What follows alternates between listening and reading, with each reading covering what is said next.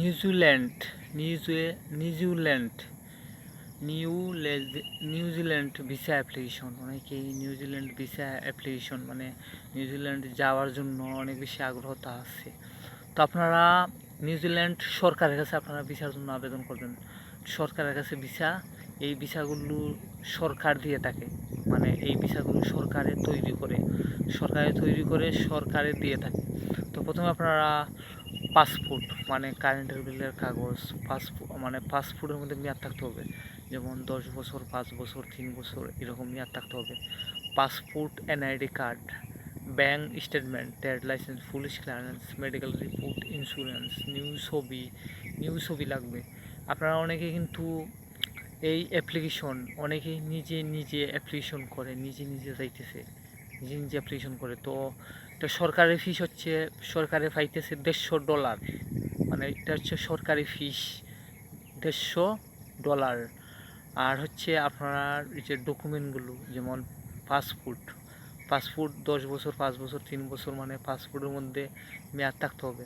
Passport, current রেলের কাগজ, new current রেলের কাগজ, মানে নতুন, আপনি নতুন মাসের কারেন্টের বিলের কাগজ, মানে নিউ, যে পুরাতন না, নিউ কারেন্টের বিলের কাগজ। তারপর হচ্ছে আপনার সিবি লাগবে, CB cover letter, bank statement, trade licence, police clearance, মানে আপনি কাজ করলে কাজের সার্টিফিকেট, বিজনেস করলে ট্রেড লাইসেন্স, চাকরি করলে এনআইসি, স্টুডেন্ট হলে অ্যাডমিট কার্ড, মেডিকেল হলে অ্যাপার্টমেন্ট অ্যাপ্লিকেশন, এগুলো লাগবে।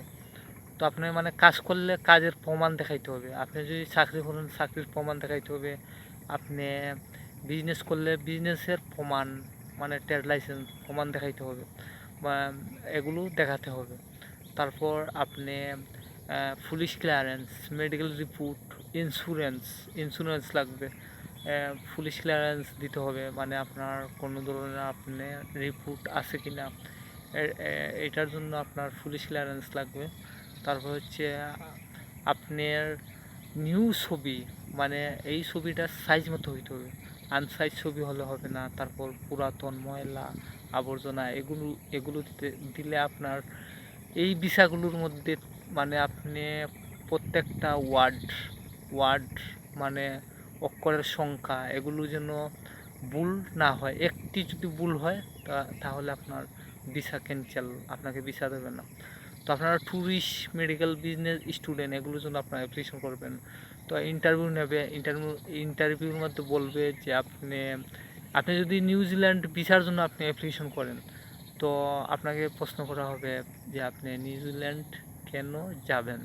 তো আপনার ট্যুরিস্ট ভিসা হলে আপনি বলবেন ট্যুরিস্ট মানে ভিজিটের জন্য আপনি যাবেন, গিয়ে আপনি চলে আসবেন, সেই কথা কিন্তু আপনি বলতে হবে।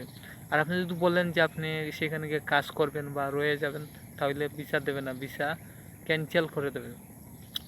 তো এই অ্যাপ্লিকেশনগুলো আপনারা নিজে নিজে করবেন, মানে কোনো রকম দালাল, এজেন্সি, ট্রাভেলস, মানে এগুলো আপনারা ধরবেন না। আর আপনারা যদি নিজে নিজে না পারেন, ভালো কম্পিউটার দোকানে গিয়ে আপনারা অ্যাপ্লিকেশন করবেন, মানে পেমেন্ট করার আগে ভালোভাবে দেখবেন যে আপনার অ্যাপ্লিকেশনের মধ্যে কোথায় ভুল আছে কিনা। যদি আপনার অ্যাপ্লিকেশনে ভুল থাকে, এই ভুলগুলোকে আপনারা সংশোধন করে তারপর আপনারা এই অ্যাপ্লিকেশনগুলো করবেন।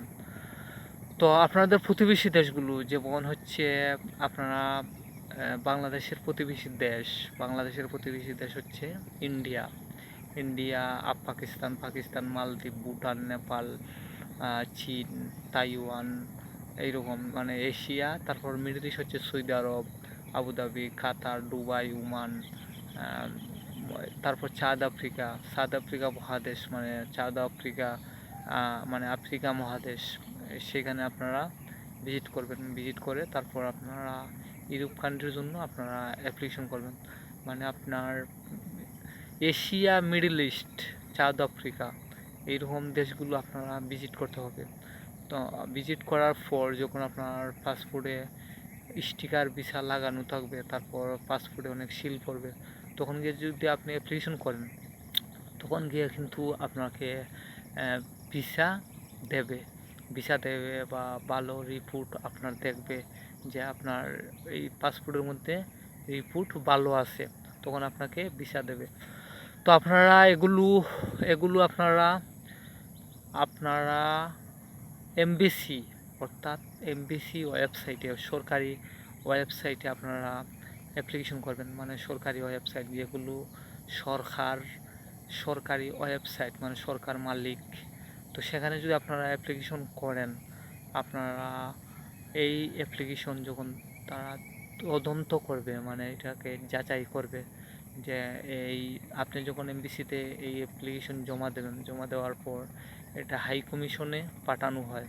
তো হাই কমিশনে পাঠানোর পর এগুলো ভালোভাবে এগুলোকে যাচাই করবে, মানে তদন্ত করবে যে এই কাগজগুলো অনলাইনের মাধ্যমে চেক করা হবে যে এটা এই কাগজগুলো সঠিক কি ভুয়া। এখন যদি ভুয়া হয় আপনাকে ভিসা দেবে না। তারপর এটা অ্যাপ্লিকেশন দেখবে যে অ্যাপ্লিকেশনের মধ্যে কোথায় ভুল আছে কি না এগুলো দেখবে।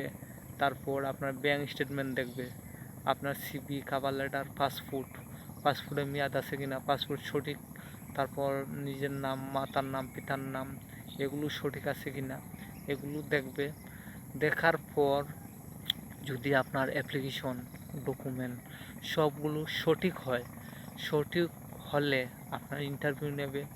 ইন্টারভিউ যদি সঠিকভাবে দিতে পারেন তাহলে আপনাকে 100% আপনাকে ভিসা দিয়ে দেবে। তো নিউজিল্যান্ড ভিসা এটা হচ্ছে $150 ভিসা ফিস, সরকারি ফিস।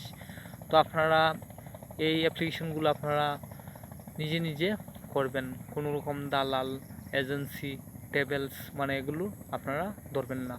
তো আপনার এই চ্যানেলটিকে সাবস্ক্রাইব করবেন, লাইক, কমেন্ট, সাবস্ক্রাইব, শেয়ার করবেন, নতুন ভিডিও নোটিফিকেশন পেয়ে যাবেন। তো এগুলো কিন্তু অনেকেই এই অ্যাপ্লিকেশনগুলো নিজে নিজে করে, মানে এই অ্যাপ্লিকেশনগুলো নিজে নিজে করে, মানে কোনো রকম দালাল, এজেন্সি, ট্রাভেলস মানে এগুলো ধরে না, মানে এগুলো ধরে না। তো মানে এগুলো ধরবেন না, ট্রাভেলস মানে ট্রাভেলসগুলো আপনারা ধরবেন না এগুলো না ধরে দেখা গেছে এখানে ভিসা ফিস হচ্ছে $150। তো আপনার কাছ থেকে 12 লাখ, 13 লাখ, 20 লাখ এইরকম টাকা নিয়ে নেয় ওয়ার্কার পারমিটের কথা বললে।